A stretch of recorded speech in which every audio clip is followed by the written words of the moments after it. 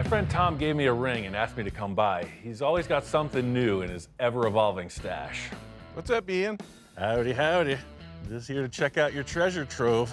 You always got the cool stuff. What the heck are these things? Chainsaws. Wow. I went yard sailing. Yeah. This is for, like, I think the big sequoias and redwoods. Oh, yeah, this is a two-man job, no doubt.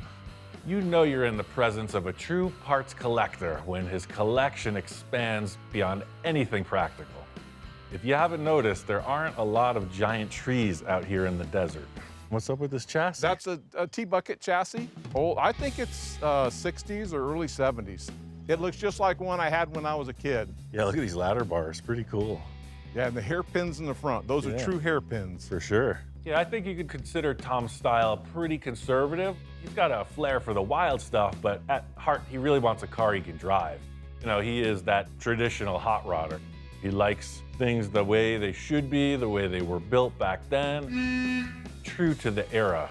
Anytime I get something hot rod like this, especially old stuff, Right. that I think you might be interested in. 'Cause Yeah, no. I'd love to see you do something with that.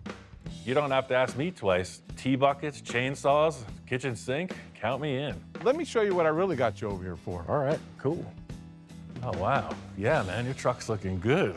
Last time I saw this thing, it was just a heap of parts. It's come a long way. I tore it completely apart, powder coated everything, and just cleaned it up, but it's still all the old parts. It's a 42 Chevy from World War II. But this isn't 42. This 54 235, Heck first year yeah. 235. That's a You'd run that in the lowrider 54 Chevy. Yeah. Right That's on. what that came out of, was a 54 Chevy car. Perfect. I'm a sucker for any truck project, but walking in right away, I could tell Tom's going in a different direction with this one.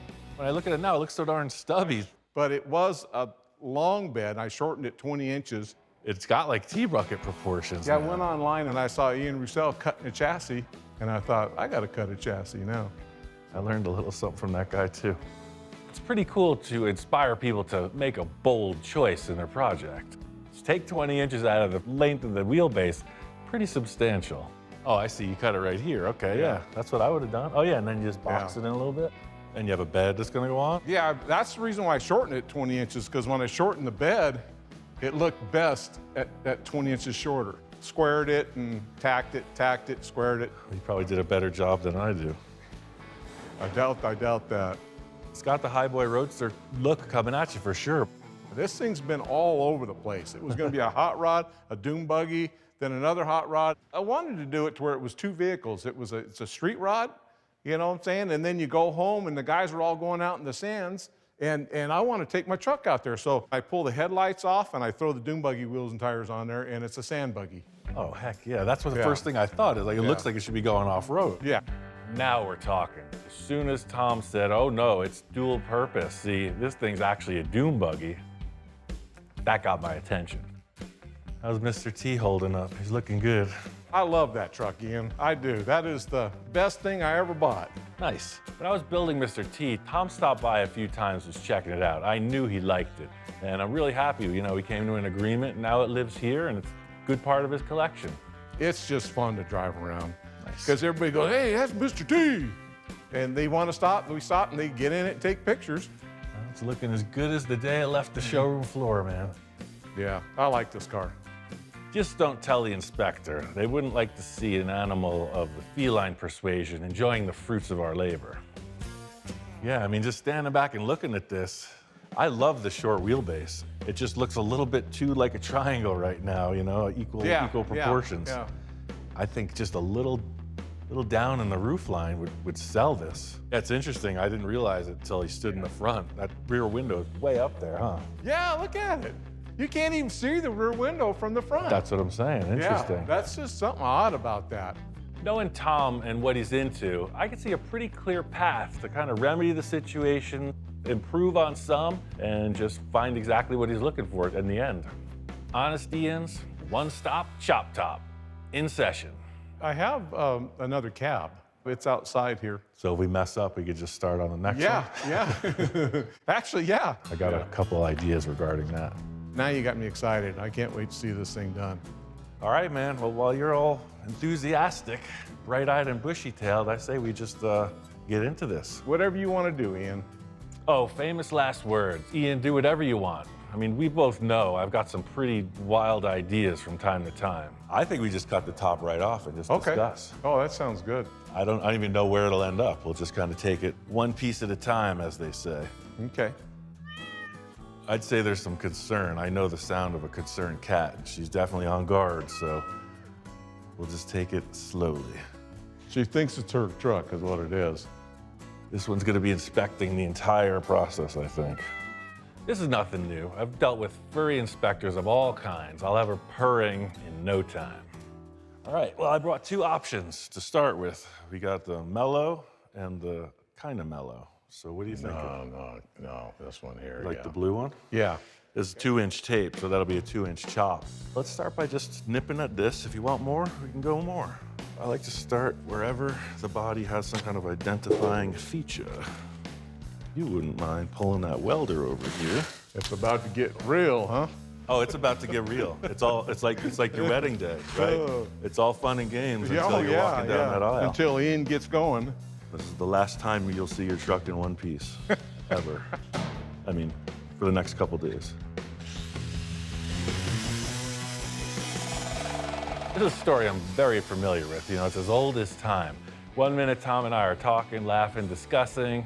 The next minute, I'm cutting his truck in half. Could be a little unnerving. I'm used to it, but first-time client, not so much. Yeah, so something sort of like that, maybe? Oh, yeah. Yeah, I like that. I do. I think that window opening looks better than the original window opening. And you could see. It does. I cut it more than 2 inches. What's that? You did cut it more than 2 inches? That's more than 2-inch chop. Okay. I couldn't help it. Never trust a man cool. with a grinder in his hand. With the cutting wheel, yeah. Cool, let's chop the other side off. All jokes aside, you know, when I was looking at it, to my eye, it's all about the proportion. So I'm an overachiever. I cut it a little bit more than 2 inches. I think we're both in agreement. This back window should stay the same size. Yeah. So we'll cut below. We'll do the chop through here in the back wall.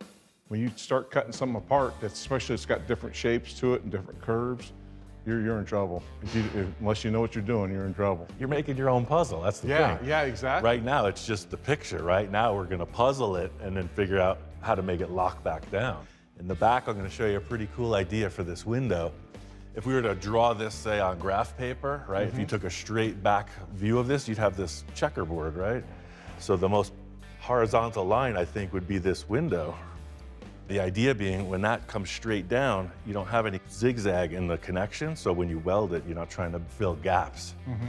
So those are just two reference points of being parallel. So now we're hitting on that trim, and we're 3 1/4, 5 1/4. And then this is the 2-inch chop through this area. Well, I got you now. I'm nervous, but excited at the same time. I think you know what that means. I'm all on board here. I remember my first date, don't worry. Okay. I fell out of the back of a truck on my first date. We'll just keep it at a strict 2 inches all the way around. We'll set the roof down, and then we can make adjustments from there. Just the attitude of this cab in general, it's already got kind of that, you know, forehead down appearance. So no rake in the chop, just straight down all the way around. True story, I learned this whole thing by watching Gene Winfield. That blue Packard is a perfect example of this, you know, pretty bold, huge amount of work. I mean, it is a puzzle in the end because it's taken apart, shapes change, and you gotta put it back so it looks like the perfect picture. It's a little bit of math, but it's also just a lot of envisioning, you know? You sit back and watch this dissected, exploded view of what it could be and how's it come back together. Are we done, Ian? Theoretically. I mean, this is actually the first time I've ever done this, so surprise, surprise. Now you got yourself a roadster. We got the cut, now we got to do the paste. That's where the rubber hits the road on this puzzle piece chop top.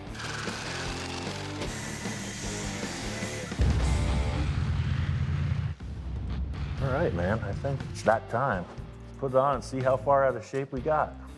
The way I laid it out makes it look really straightforward, but there's a million places to go wrong. That's the way I have learned through trial and error, a lot of error. So let's just line up the back wall and see where we're at. Looky there. From the side, right? That looks pretty groovy. The proportions are perfect. This may sound funny, but it doesn't look like you chopped it, but it does look better. It just looks good. I like it. Yeah, I mean, you can see now it's got attitude, right? 2 inches isn't a big chop at all, but it does something. Man. The first look is the most exciting part of the whole project. You get to see all the potential before you put in the blood, sweat, and tears before the rest of the project comes together. I feel 100% better now. Well, that's good news, because the work hasn't even started. This thing has just been nipped. It's time to get into the actual surgery. Uh-oh. In talking with Tom, he made it very clear that he wants me to just focus on the chop while I'm here. This project has been his baby, long-term deal, and he wants to finish it up on his own. It allows me to really take my time, discuss with Tom, and teach him a bit on exactly what it takes to pull through this. This is where the issue of putting the puzzle back together starts. We're a solid inch smaller. The typical thing you'll see so much is they cut right through the center of the roof and split it. They widen the whole thing. But that means you have to pin in this 1-inch band across the whole span of the roof, right? And that gets complicated. That could get all warped out of shape. It gets real weird. So I have an idea that will help us with that. Okay. It's always interesting to work with new clients. Tom and I have been friends for a while, but never really worked together in this capacity, so I wasn't sure what he was expecting me to show up with, like a whole kit, special tools, this, that, and the other thing, and I show up with a bottle of water and a welder. Are you finding, is that how you're finding the high spot? I guess sometimes my bare bones approach is a little surprising. This is gonna pop the roof into 2 pieces right now, front and back. Let's see how it falls apart. What the heck? I literally had no idea what just happened. I just thought it was like a piece of the brackets from inside the truck. You know, I'm walking away and Tom's like, those are dinner spoons in the roof.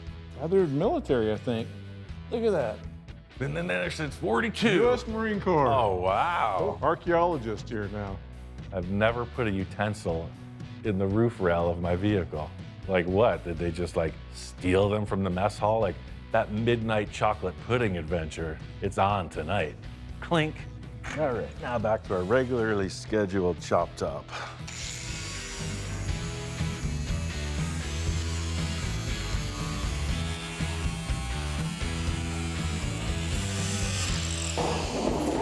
Ta-da.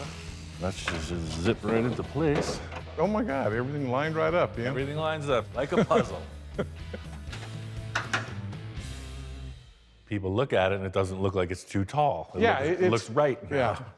Or they're gonna go, what's different about that cab? So my mom said the day I was born, something different about this. Now, you know, Ian, I don't want a sunroof. You know that, don't you? Yeah, no, they got a plan. Okay. You know the cab that you have, the duplicate? Yeah. Let's take that and we'll scavenge the pieces we need for this. I'm okay with that. It's not every day when I have a spare, complete, identical vehicle at my disposal while I'm doing a project like this. You know, typically it's the exact opposite way around. They got half a vehicle and they need me to build an entire one out of that. Wow, so what's the story with this? It is a cab that I sold a friend of mine years ago, and he was just like me. He changed his mind. He got off on a different project and he gave it back to me, if you can believe that. He did cut it up a little bit, but you can see that they suicide in the doors. Oh yeah, wow. And he was gonna chop it, he just didn't get around to it. I mean, they channeled it, huh? Yeah.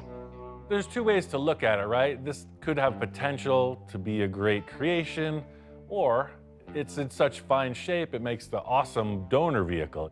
Everything about this is clean, clean, clean. Just in looking at it, there's a few key pieces of this that make it worth chopping up as a parts truck. And look behind you, there's the Dune Buggy wheels and tires. Oh, this is part of the different look kit? Yeah. Heck yeah. The authentic beach buggy wheel. That's what I remember as a kid. The guys ran just the white wall tires just blown up. Before they had paddles or anything, right? Tom is a darn good parts sourcer. Like every time I show up at his place, it's like, where do you even get that?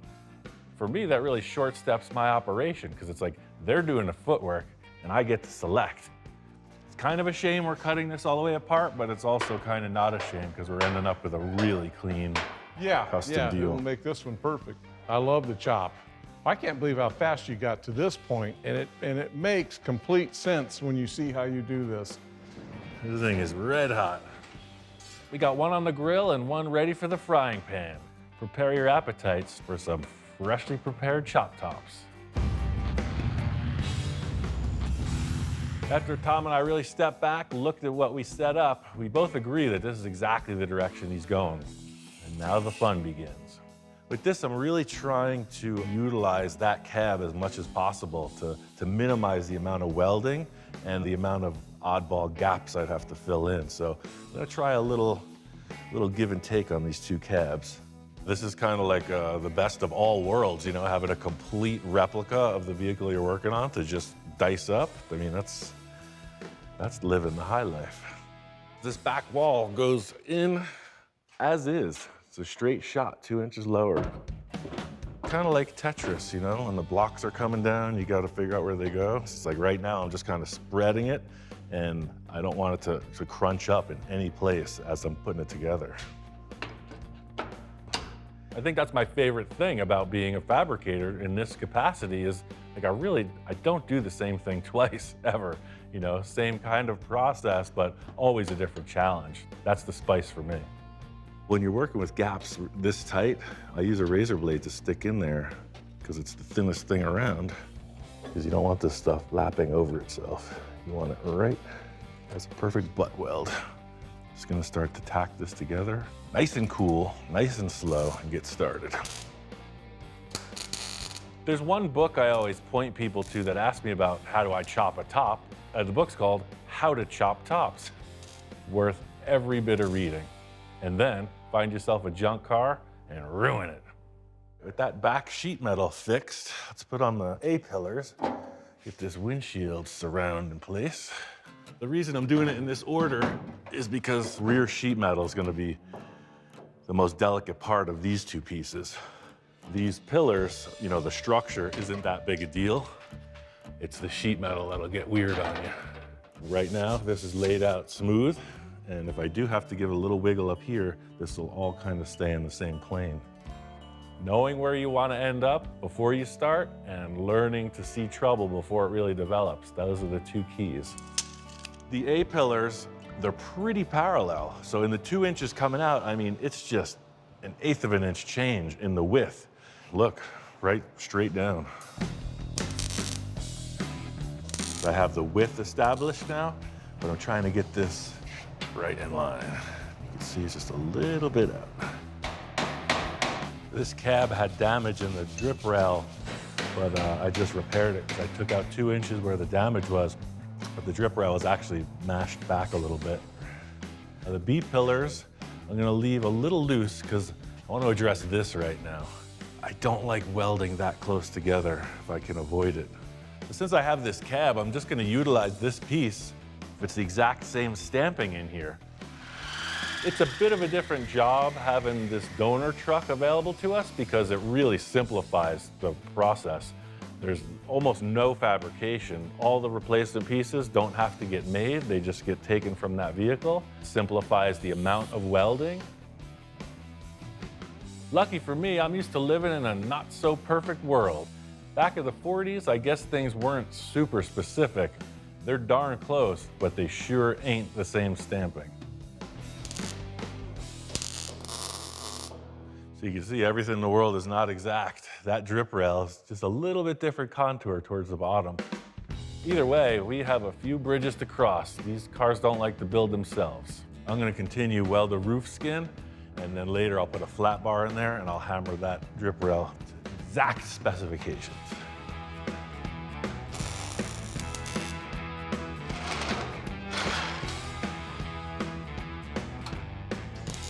That's it, that's the structure. Gotta fill in this hole in the roof. Tom didn't want no sunroof, and he ain't getting no stinking sunroof. Time to butcher the cab. By butcher, I mean extraction, precision. It's like that game Operation, you know, with the tweezers. One wrong move, you're out. You can tell by the slice in the roof, we're gonna need about 2 fingers more. So we're gonna make that roof cap 4 fingers more. Let's cut this off and see what we're working with. With a piece of vintage Americana like this, we have to handle it in the most delicate way. If it has any dome at all, we're gonna just try to remove a little bit of it. Just flatten it out just a wee bit. Look at that. Little crazy glue. We're ready to rock. Notice the gap here. As I trim this donor roof back towards this cut, I can get them to really get closer. So they lap maybe only by 1/4 of an inch. See here, we would have had to cut this strip straight through the entire roof. And this just spreads out the work, a lot cleaner end result. So that's pretty much it. Clamp it and slowly weld it back into place. I gotta say, the dome on this roof is looking good. It's coming together. The next challenge is to get these door tops fitted up and welded on.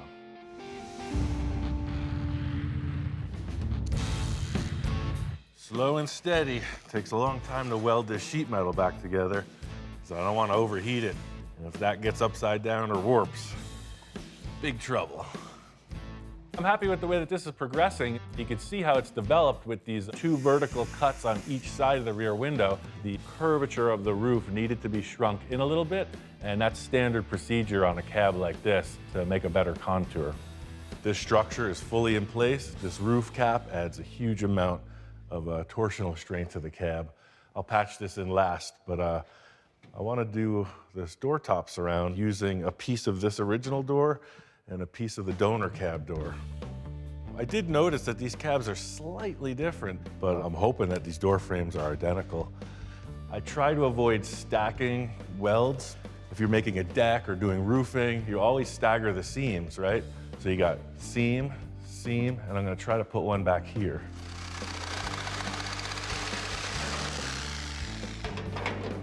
I don't like that join up at all. I'm looking at the fit up and man, that's a big difference. I mean, can these cabs really be that far off? Oh, it's in the 2-inch piece. That's what it is. It's in the section of the chop. Let me find that thing. Pretty good at holding on to used parts, but keeping them organized, that's a whole different story. It's not that one. There's one here. Oh, brother. I've done it now. Good thing we don't take out the trash. No. Possible that feline inspector is sabotaging me. You know, I saw her giving me the side eye as soon as I pulled that grinder out of the box. Oh, I don't fold that easy, cat face. There it is, the missing link. I gotta put that back on and start above that. Oops. The mark of a true professional is how you handle your mistakes, right? So thankfully, that thing was still in the room. As I was saying before that brief interruption, let me mark it, cut it, and see how it lines up. Trying to use this, but they're just not the same. Let me see what this one looks like. Sometimes it's hard to think with 30 million degrees of sun rays penetrating the shop. If you've never tried working in the Mojave Desert in the middle of July in a steel building, you ought to try it sometime. What's up, Ian? Whew, it's hot. Wow. It's getting there. It's got a top on it. Yes, sir. Oh, wow, man, that's cool. So yeah, what I'm doing is I'm hammering it with a dolly, welding some more, and working through it. Yeah, I like it. That looks really good. For me, it's all about that first impression. You know, how do you feel when you walk right up and take it in? Getting fresh eyes in the mix always helps. I look over there and it's just too tall. Yeah. This doesn't even look like they're the same truck anymore. For sure. It's like, this is a cool version of that one. You know? It is. This one's got an attitude, whereas that's like Yeah. Mr. Yeah. Abraham Lincoln hi-hat, right? And that rear window is perfect now. Yeah, coming around the side, you see that thing Yeah. looks like it should be there. Yeah, it just looks proportioned right now. Everything worked out perfect with the dome swap. I was a little concerned because I'm finding subtle differences in these body stampings, believe it or not, but I know the roof caps are identical, so laid it right on. You know, these cabs, I've noticed little differences through all the years, 42 through 46. It's possible we could have a 41, you know what I'm saying? But I wouldn't know the difference. That's nothing that I'm not used to. You know, that's the story of my life. Figure it out, make it happen. Right now, I'm just working on buttoning up the last adjustment of this, and I'm gonna try something with that door section. What I'm hoping to achieve here is not have the double weld, right? So Yes. it's just a single weld. But you can see these stampings aren't exact. You got your inner flange here, and then look, it's a good 1/8 of an inch difference. Tom's got great timing, you know, it was smooth sailing on the rooftop when he wasn't here. Then when he shows up, of course, it's mismatch central with this door top issue. Never fear, I still have a few tricks up my sleeve. That's one of the beauties of working with metal, you know, it seems so rigid, but it's very malleable. You can work it. Man, I don't know how you did it, but I can hardly see the difference right here, right now. You fixed it. Yeah, man. It was, I just welded the bottom, and then I used the clamp, and I just drew it up, so the heat kind of allowed it to stretch upwards. Man. I'm pretty sneaky, man. The two trucks together right there. Look at that. Yeah. Shuts like it's supposed to. Man, I'm sorry that you know what, though? That's been the biggest monkey wrench so far, right? Yeah, very minor, too. Yeah, Very okay, minor. okay, I'm glad you said that. I don't know what difference between minor and major is on this stuff, because I've never done any of this, but Major problem is when I can't figure it out. All in all, I think it's a darn good fit up. In the end, the donor cab really did streamline this. All right, last part of the puzzle, the piece that I took out of the corners, I'm just gonna reuse that and then patch in the top right here. you found everything in my shop, huh, Ian? Kind of a snoop like that, man. You should see me at my friend Bill's house. I know where all his best projects are, man. You know, you look so easy that everybody at home's going, hell, I can do that. You can, man. It just Takes a screwdriver and a welder. Yeah, and 30 years of messing it up. And then you start to get the hang of it. Well, that's the story, sir. I'm just gonna keep on welding, and pretty soon you'll have a truck again. I'm excited, man. Look at that. That's just one of these here, you know. It's really gonna take just welding to finish this cab up. I'm gonna pick at it for a couple days, and I'm looking forward. Tom says we can get this thing in a mock-up pretty quick. But I wanna get back to my shop. I got another project that's been prepared that I wanna get into.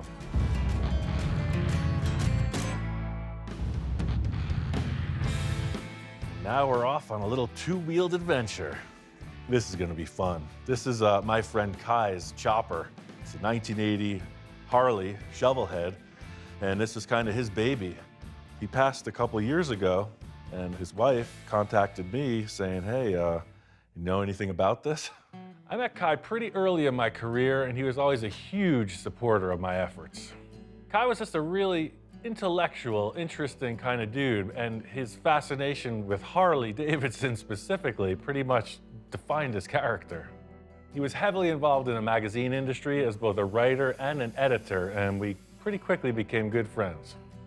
I remember this bike always being in Kai's garage. Being that he worked for Easy Riders and had a lot of ties with Harley Davidson, he always had these brand new Harleys to ride, and his sweetheart was always in the corner of the shop. I don't know why it got disassembled. This is the result. The proverbial basket case. Valerie asked me if I could restore it, if I could bring it back to life. They have a charity organization now, and this will kind of be something like a tribute to Kai, his life, and Kai's memory. Whenever I was working with Kai, it was always kind of focused on my project, right? Now it's all about him. I don't want to say it's like the odd couple, but Kai and I being friends for like 15 years, it was sort of like I was the wild and crazy guy, and he was the more conservative, mature biker dude. I'm still not 100% sure which way he's going. I see the fiberglass sort of like dripping off the damn thing, and he can probably work wonders with a Kawasaki, but it's a Kawasaki, you know? It's not meant to look great. And you know, there's only so much you can do, even Ian. I have seen nicer bikes though in my life. I can't say I've seen uglier ones. Thanks. You're welcome. No, I consider it an honor that Valerie would ask me to do this, like in his memory. In talking with Valerie, she was convinced that there's still a bunch more parts of this bike around. For right now, I'm gonna really just focus on the stuff I do have, and it's purely mechanical. The engine is free, it's got compression, and it does kick over. One thing that Kai was always really proud of was this was built by Denver's choppers. You know, it's the real deal. I never noticed it, but on the engine, it's got their timing cover. Denver's was like known for these like long bikes, you know, thin and really long, stretched out chopper style stuff. And I don't know, I'm not seeing that on this bike. So it's like, what's the story? Who twisted the arm and said, I don't want that kind of bike, right? He ends up with a wide glide and the big headlight on the front from Denver's. It's interesting. I did a trike project, had a little sort of Denver's Choppers influence in it. Denver's Choppers is primarily known for the long bikes, you know, the forks way out, the easy riders, kind of cowboy on his iron horse into the great Wild West. I built a trike that had that type of flavor. Of course, it was 3 wheels, but pretty low, really raked out, tall, skinny tire on the front. I mean, I've dealt with the whole pile of parts scenario and reverse engineering my whole career. Yeah, if something's missing, I might have to make it look like it was. If you know Kai, you know he's very particular about his bikes. You know, the overall aesthetic, the style of it, the drivability, of course. I kind of understand what he liked, you know, something that you see here, nothing really far out, nothing too artsy. I think I'm just gonna try to rein it in. That's one thing I know about Kai, was he was that maintenance dude for sure. You know, he loved his motorcycles. So it doesn't surprise me that this thing is preserved so well. It's a pretty chunky fork, I like it. When Valerie asked me to get involved with the project, I didn't know what state the bike was in. And I know that they relocated, they moved twice. The bike went into storage apparently, and that's about all I knew about it. That's the sign of a good chrome job, is when it can sit out in a shed for 15 years and polish right back up.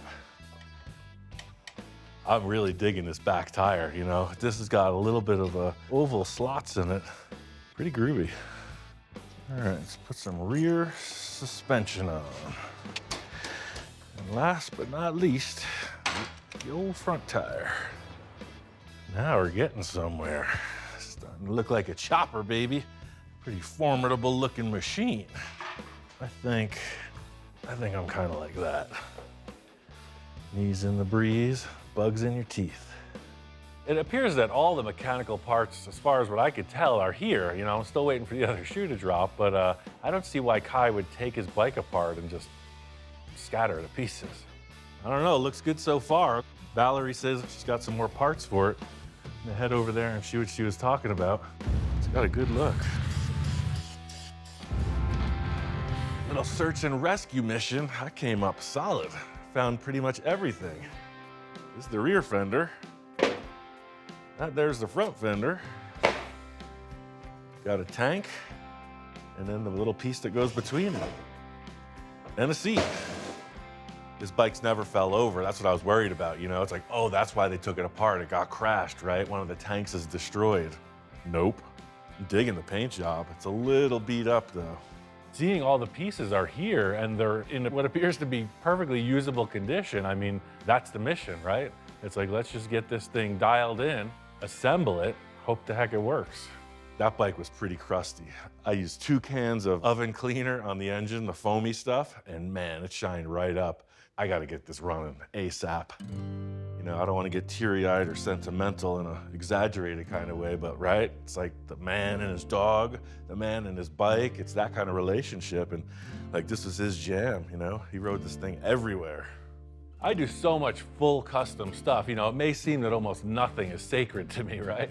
But, you know, something with this type of history, Kai being such a close friend, you don't change that stuff, you know? There's plenty other stuff in the world. This one is his, and it should stay that way.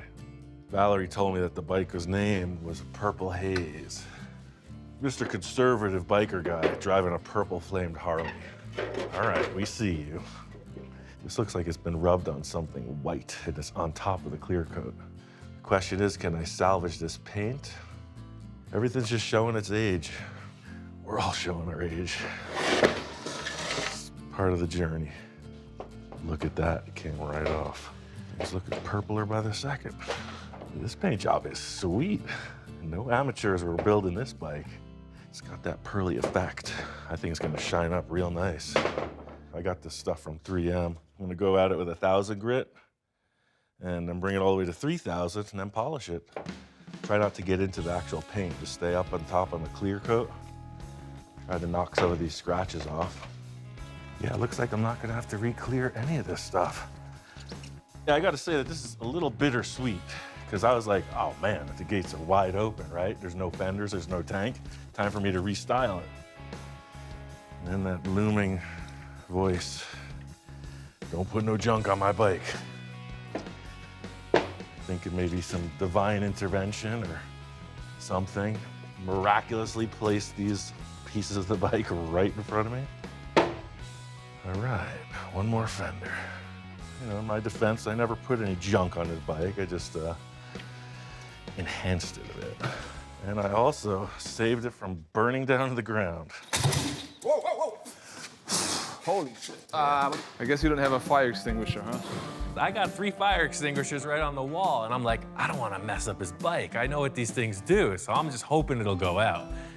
That sucker is flaming. It's 7 feet tall. I gotta use the extinguisher. I'm just glad you remembered you had a fire extinguisher. I was looking around all over the place. No, I knew where they were, but I'm just like, I don't want to make a mess. It's only Kai's motorcycle. I don't want to dirty the floor. Thanks a lot. You could say, this is number 2 that I'm saving. You know, I'm not known for Mr. Polish and Shine, but right now, that's where my head's at. I think it's pretty cool that the bike didn't need a new paint job. 22 years ago, there it was, brand new. 22 years for a motorcycle that's driven, that's a pretty good run. So pretty neat to see it looking identical, just aged. Yeah, now it's starting to fill out. These tanks look great. I was wondering why the headlight looked like his bug eyes, right? Look how the top of the headlight's sticking out of the can. That's how much they raked it. So that you could see straight. See, that headlight should be vertical. I want to get this thing running. I'm gonna wash these tanks out, charge the battery. Next stop, showtime.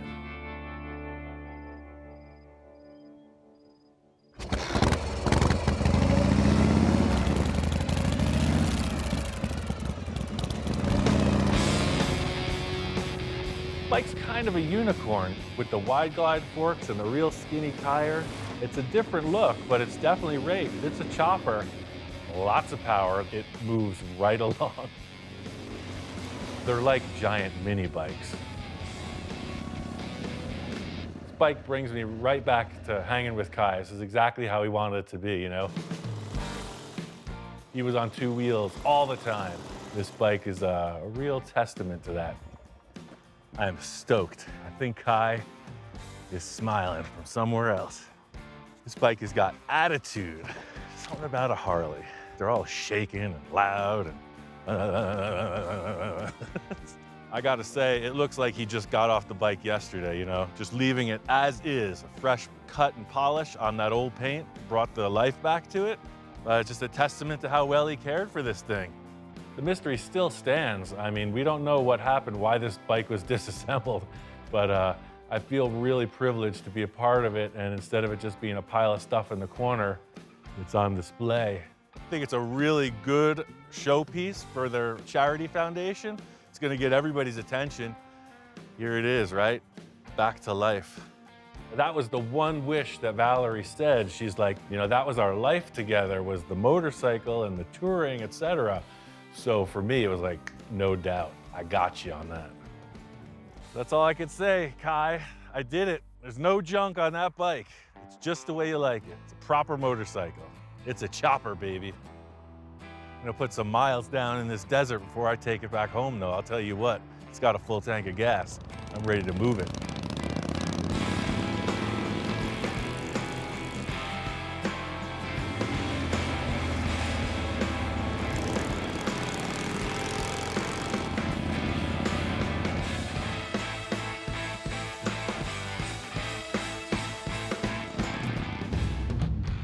Did all the welding and grinding, came back to my friend Tom's shop, and he's got some progress on this thing. It's looking like a truck now. It looks good with the bed. I mean, the proportion of the roof height now and this. It made everything look better. I primered it too because I wanted just to get an idea of what it looks like as a complete truck, because I want to get it going and I want to drive it. Right, keep the inspiration I want to going. drive it, yeah. Tom said he's been with this project for years and years. He's in no rush to finish it, but I think chopping this top lit a little fire under him. Not even any body work done yet, and look at that. It just looks nice. Yeah, it's crazy how 2 inches really does make a difference. Yeah, it's a little too long. Tom immediately walking in the door, he's like, look at the bed. Even though it's shortened 20 inches, I still got to shorten it more. I think the bed should be cut off right at the end of the chassis right here, right at the springs. Yeah, I agree with you. That way it's got that whole stubby look, you know, like an off-road truck. That's what you're doing. You're pulling all the overhanging sheet metal in. I like you finished off the grill and the headlight. Yeah. That's cool. Thank Super you. clean. Appreciate that, yeah. Looks good, man. I want to see it with those buggy tires. This is you're going to the market, right? But once you're out of the dunes, I want to see it in action mode. The thing that hooked me from the start was, yeah, it's going to be a beach buggy. You know, it's going to drive on the sand, and I'm just like, oh, heck yeah. Right now, it's got the big and littles, it's got the hot rod look. You know, I want to see it in full fun mode.